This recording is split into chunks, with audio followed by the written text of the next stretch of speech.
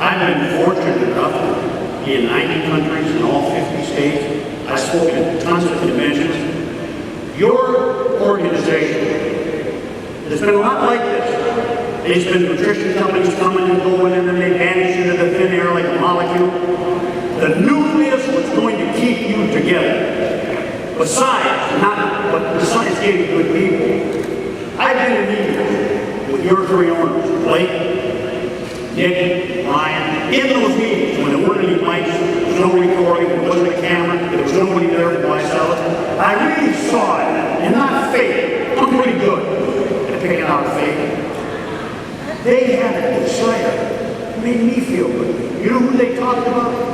You people from myself. How can we make them better? How can they share it? What happens in most large corporations on Wall Street, the Bernie Madoffs, and such, what happens, greed takes it. Yes, they've made millions. That's what they want you to do.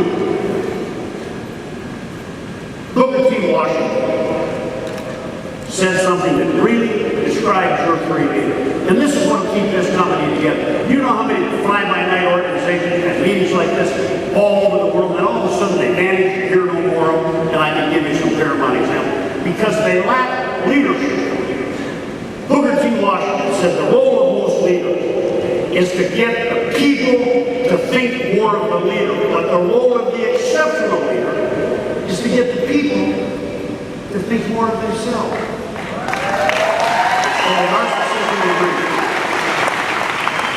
These people today, when you leave here facing challenges, all of us have challenges, all 7 billion of us. When you leave here today, these simple people, several of them don't have the glamour, and the ones you heard of yesterday, they're us.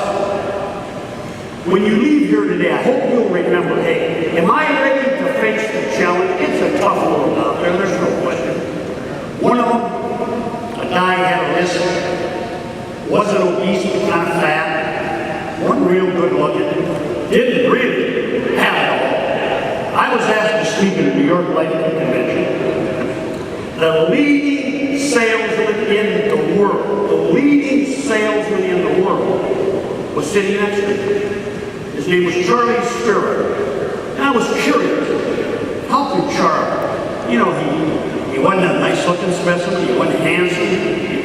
He kind of lisped. Why was he successful? I said, Charlie, let me ask you a question. Here you are in this band.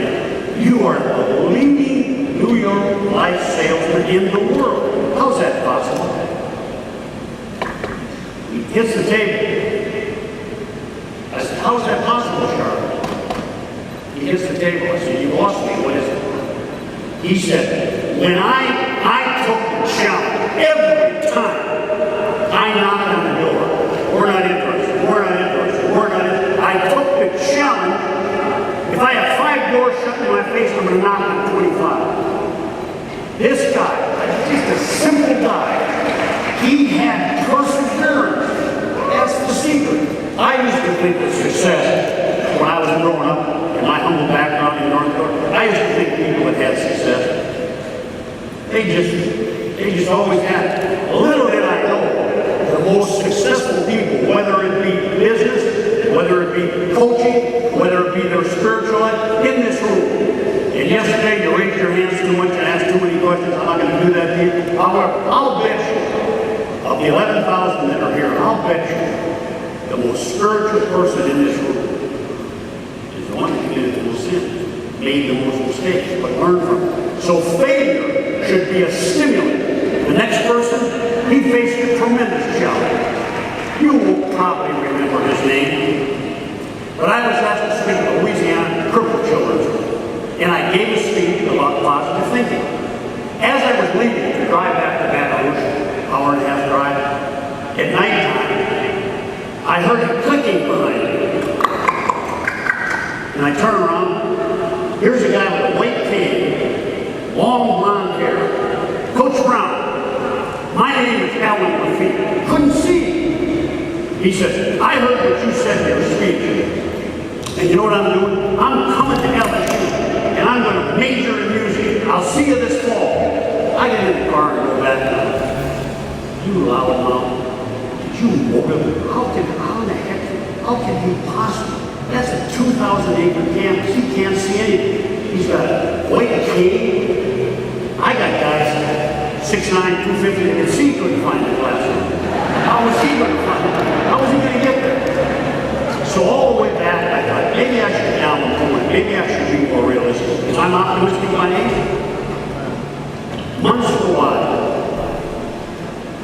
Receptionist calls, there's a young man here to see you named Alan McKee. Oh, Alan. So the meet here is just simple, like a flying saucer. So I thought I'd go open the door. Just as I was putting my hand on the door, I heard this noise. Louder. And I opened the door, and there he was. Listen to what he said. Coach Brown, it's great to see you again. He couldn't see me. Great to see you again. He came in and